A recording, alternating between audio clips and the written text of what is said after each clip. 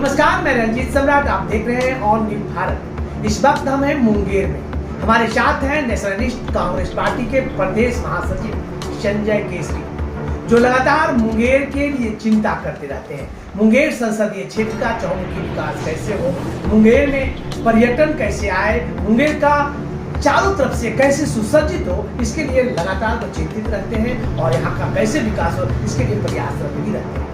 हमारे साथ हैं जाने माने राजनेता, समाज सेवी, जो समाज के प्रति भी सर्वोत्भावित समर्पित रहते हैं। मैं उनसे आपको रूबरू कराता हूँ। उसके पहले मैं इनके बारे में यही बता दूं कि ये मुंगेर के लिए एक बहुत बड़ा आयाम है, जो कि एक नया इतिहास रचने की भी बात करते हैं। चलिए संजय जी, मेरा पहला सवाल आता है कि इस बार लोकसभा चुनाव का शंखनाद हो गया है और 13 मई को यहाँ मतदान होने हैं, तो ऐसे में आपका क्या निर्णय है?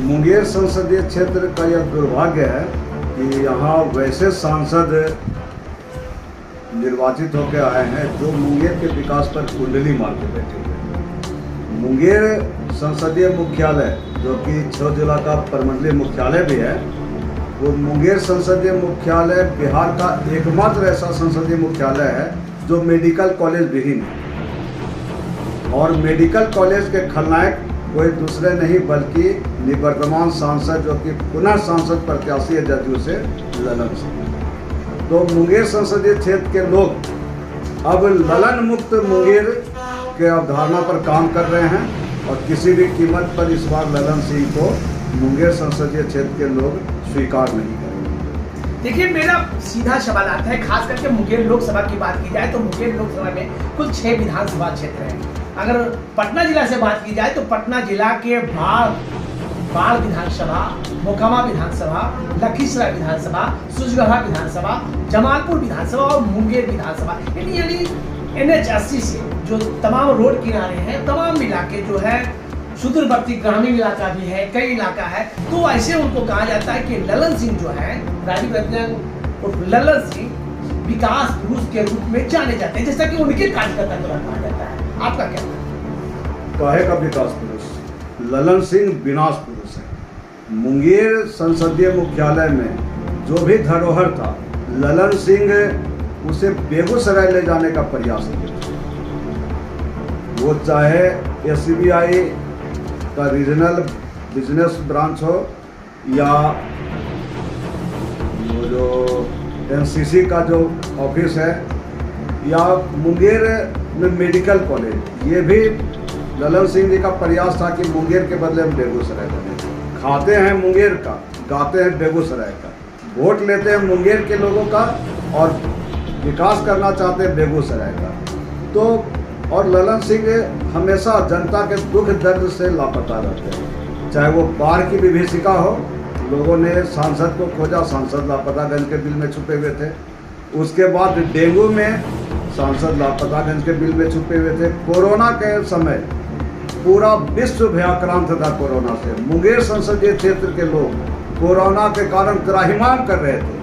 ललन सिंह एक बार फिर लापतागंज के बिल में जाकर छुपे। सर मैं रोकना चाहूंगा। आपने कहा कोरोना संक्रमण काल के दौरान ललन सिंह गायब रहे, लेकिन उनके कार्यकर्ता के द्वारा कोरोना संक्रमण काल में मास्क और सैनिटाइजर बांटने का काम किया था, जैसा कि मुझे पता है। और आपने कहा कि बेगूसराय, तो बेगूसराय के वो सांसद नहीं है, उनका घर नालंदा जिला है, गिलानी चक है। तो आपने कहा कि बेगूसराय में पहले दफे वो सांसद थे, लेकिन अब अगर बात करते हैं तो नालंदा जिला के रहने वाले, उनका घर गिलानी चक है। हो सकता है गिलानी चक ले जा सकते हैं, लेकिन आपने कोरोना संक्रमण काल के दौरान कहा, इस बात को मैं आपको सिरे से खारिज करता हूँ। मैं भी जानता हूँ कि सैनिटाइजर और मास्क बांटने का काम उनके द्वारा किया गया था। बाकी क्या नहीं हुआ, उस संदर्भ में आपका क्या? देखिए, जिस समय कोरोना के कारण लोग त्राहिमाम कर रहे थे, सांसद महोदय लापता थे, तो हमने उस समय सांसद महोदय को लापता होने का पोस्टर लगाया, बहुत चर्चा हुई थी। तो सांसद ललन सिंह जी को सामने आकर एक वीडियो जारी करना पड़ा था कि हम लापता नहीं, हम कोरोना प्रोटोकॉल का पालन कर रहे हैं। और उसी समय ललन सिंह जी ने बयान दिया था कि मैं अपने सांसद निधि से सदर अस्पताल में ऑक्सीजन प्लांट बैठा रहा हूँ, मैं 5 टीम बनाया हूँ। ये ललन सिंह जी का कहना था कि सभी गांव मोहल्ला में सैनिटाइज करेगा, चौक चौराहा पर पेडल सैनिटाइजर लगाएगा। तो क्या 6 विधानसभा में 5 लोगों का टीम पूरा क्वारंटाइन कर सकता है, पूरा सब जगह सैनिटाइज कर सकता है?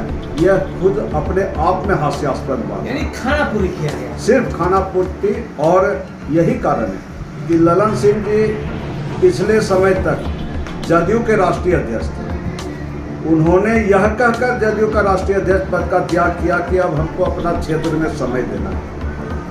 इसका मतलब कि ललन सिंह जी अपने क्षेत्र में समय नहीं दे रहे थे। जदयू के राष्ट्रीय अध्यक्ष रहते, क्या ललन सिंह जी अंतर्राष्ट्रीय अध्यक्ष भी रहते जदयू का, और लगातार अपने क्षेत्र में समय देते रहते, तो उन्हें अपने अध्यक्ष पद को त्याग नहीं करना पड़ता। अध्यक्ष पद का त्याग करते समय आपको याद होगा रंजीत जी, ललन सिंह जी का यह कहना था कि अब हमको अपना क्षेत्र में समय देना है। इसका मतलब आप 4 साल तक क्षेत्र में समय नहीं थे। संजय जी, मेरा एक और अहम सवाल है। भी आप कुछ देर पहले कहा था कि ललन सिंह मोदी जी के नाम पर वोट मांग रहे हैं, लोगों के बीच जा रहे हैं, और खासकर मुंगेर में हाल ही के दिनों में भारत के प्रधानमंत्री माननीय नरेंद्र मोदी जी यहाँ पधारे थे और ललन सिंह के लिए उन्होंने वोट भी मांगा था। लेकिन आपका इस संदर्भ में क्या कहना है? देखिए रंजीत भाई, ललन सिंह जी के लिए मोदी जी आए मुंगेर में वोट मांगने के लिए, और मोदी जी का कहना था कि आप प्रत्याशी को नहीं देखिए, हमारे नाम पर वोट दीजिए। मोदी जी को ऐसा क्यों करना पड़ा? मोदी जी भी जान रहे थे कि प्रत्याशी के नाम पर वोट नहीं है। और आप वहाँ वीडियो फुटेज देखिएगा, जदयू के प्रत्याशी के लिए मोदी जी आए, लेकिन जदयू का दर्जन भर आदमी भी मोदी जी के कार्यक्रम में नहीं था, और ना ही जदयू का झंडा था। इक्का दुक्का एक झंडा होगा। जदयू के जो भी लोग थे वो मंच पर थे। क्या ललन सिंह जी की जिम्मेदारी नहीं थी कि मोदी जी के सभा को सफल बनाने के लिए पूरा जोर लगा देते, जिस तरह का जोर ललन सिंह जी अपने नॉमिनेशन में लगाए थे? पटना के लोग आए थे, जहानाबाद के लोग आए थे, बेगूसराय के लोग आए थे, जहाँ जहाँ ललन सिंह जी के स्वजातीय लोग थे, चाहे वो मुंगेर संसदीय क्षेत्र हो या बिहार के अन्य संसदीय क्षेत्र, वहाँ से ललन सिंह जी भाड़ा पर अपने नॉमिनेशन में लोग को बुलाए थे। उतना मेहनत अपने नॉमिनेशन में किए थे। मोदी जी के सभा में जो मोदी जी उनके लिए वोट मांगने आए, ललन सिंह जी की जिम्मेदारी नहीं थी कि कम से कम 100 भी जदयू कार्यकर्ता को वहाँ बुलाते? 1 दर्जन भी जदयू कार्यकर्ता नहीं था। जो भी जदयू के लोग थे मंच पर थे, सभा में। आप वीडियो फुटेज देख लीजिए। मैं चुनौती देता हूं कि 1 दर्जन से ज्यादा जदयू के कार्यकर्ता नहीं थे मोदी जी के। संजय जी मैं रोकना चाहूंगा। आपने कहा कि जदयू के एक भी कार्यकर्ता मोदी जी के कार्यक्रम में नहीं थे, तो जो तमाम कार्यकर्ता थे खगड़िया और बेगूसराय के कार्यकर्ता थे, जैसा कि कहा आपने कहा कि नॉमिनेशन में उन्होंने बिहार के कई कोनों से स्वजातियों को बुलाया था, और आम आदमी नहीं था, बाहर के लोग थे, यानी मुंगेर संसदीय क्षेत्र के लोग नहीं थे। तो क्या लगता है कि बाहर के लोग उनको वोट देकर जीता थे क्या?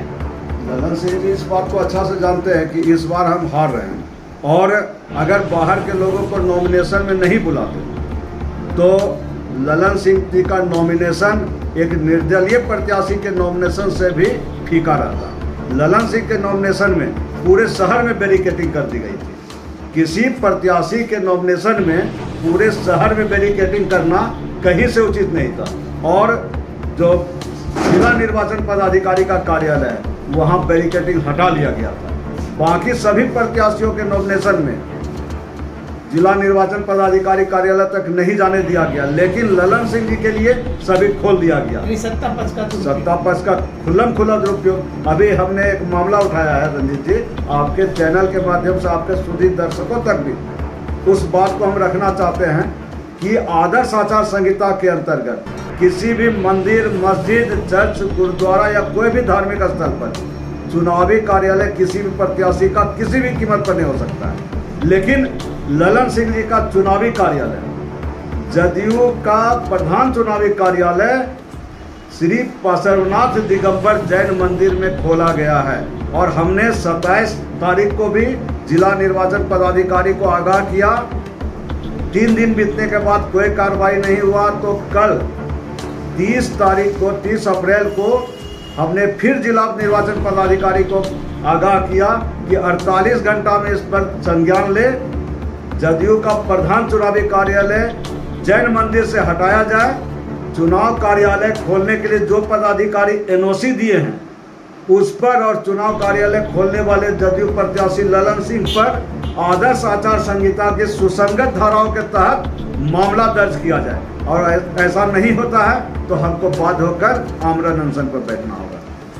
देखिए संजय जी लगातार निवर्तमान सांसद राजीव रंजन सिंह ललन सिंह के लिए लगातार वो अपने बात को रख रहे हैं और कह रहे हैं कि लगातार वो आचार आदर्श संहिता का उल्लंघन कर रहे हैं।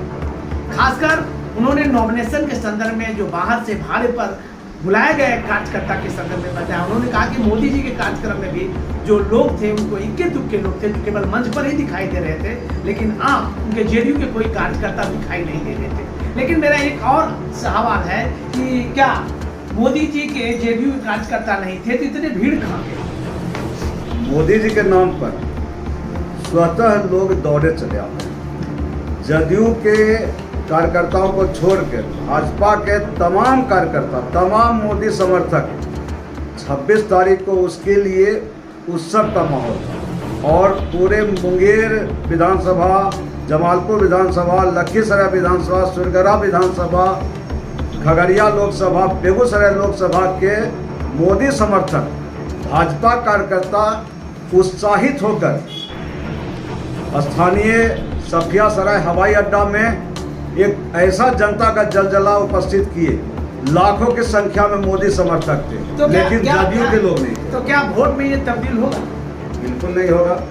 जो मोदी जी के नाम पर महिला खाने के लिए तैयार होंगे, सिर्फ वही राजीव रंजन सिंह और ललन सिंह को वोट देंगे।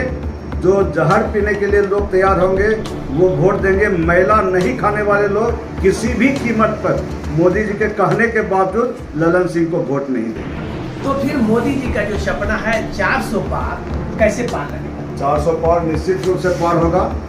देश में अन्य राज्यों में बिहार की क्षतिपूर्ति होगी। बिहार में चूंकि ललन सिंह एक ऐसा चेहरा है, श्री राम जन्मभूमि मंदिर के उद्घाटन के दिन भी ये विरोध किए थे। ये संसद में जिस तरह से मोदी जी और शाह जी को ये तुम तरह की भाषा में बात किए थे, जिस तरह से अपमानित किए थे, मोदी समर्थक उसको पचा नहीं पा रहे हैं, मोदी प्रशंसक उसको पचा नहीं पा रहे हैं। आम जनता अपने सांसद के इस तरह के व्यवहार पर इतना लज्जित है कि इस लोकसभा चुनाव में ललन सिंह को सबक सिखाएगी, किसी भी कीमत पर सबक सिखाएगी।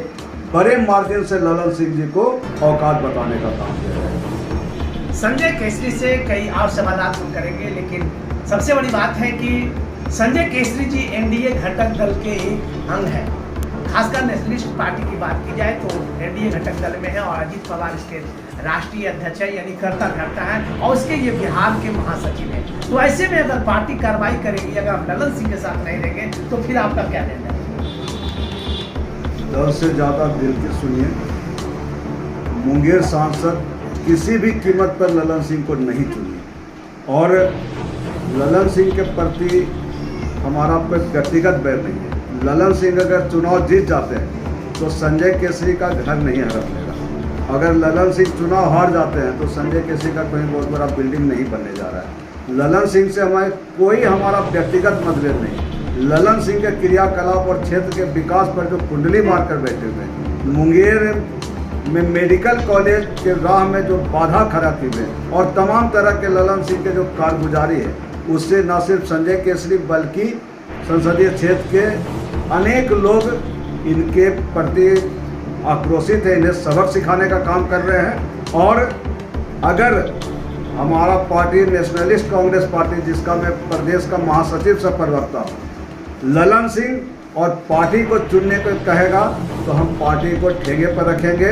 या तो पार्टी हमें निकाल दे या बोले तो हम खुद इस्तीफा देंगे, लेकिन ललन सिंह हमें किसी भी कीमत पर स्वीकार नहीं है। हमें पार्टी से ज़्यादा क्षेत्र की चिंता है, इसलिए हम पार्टी का ललन सिंह के मामले में कहीं कोई समझौता नहीं करेंगे। तो आप सुन रहे थे संजय केसरी जी का। मैं अंतिम सवाल करना चाहूंगा, क्या अपील करना चाहेंगे मुंगेर लोकसभा की जनता? मुंगेर लोकसभा क्षेत्र की जनता और हमारे तमाम प्रशंसक, हमारे तमाम शुभचिंतक, हमारे तमाम कार्यकर्ताओं को हम यह संदेश देना चाहते हैं कि दल से ज़्यादा दिल की सुनिए। मुंगेर सांसद किसी कीमत पर भी ललन सिंह को नहीं चुनिए।